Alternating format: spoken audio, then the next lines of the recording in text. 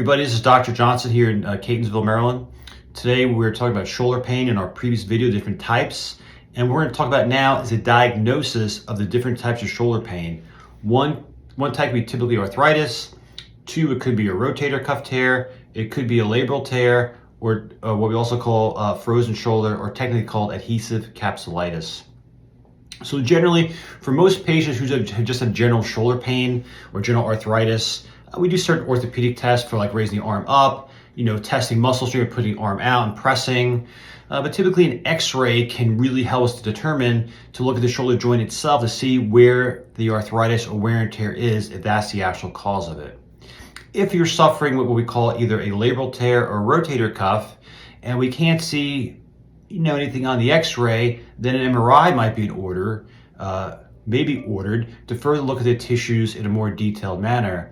The beauty of the MRI, not only can we see the bone, but we can see the muscles, ligaments, tendons, cartilage, and get a much more accurate diagnosis of what type of shoulder problem you're having. And that will always help us determine the best course of treatment for you as well.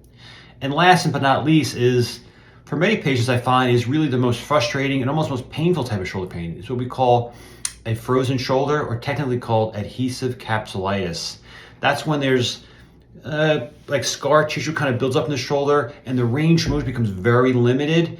It becomes very painful to move the arm, and it's really, it's uncomfortable for the patient substantially, but usually as you work on that person over time, the pain will dissipate and the range of motion will dissipate. Typically that's going to be just diagnosed through examination. X-rays typically doesn't require a MRI. So in the next video, we're going to talk about how we treat shoulder pain, help you get relief so you can feel better again. My name is Dr. Johnson of Johnson Chiropractic and Rehabilitation here in Catonsville. I hope you found this video informative, and if you're having shoulder pain, please give us a call.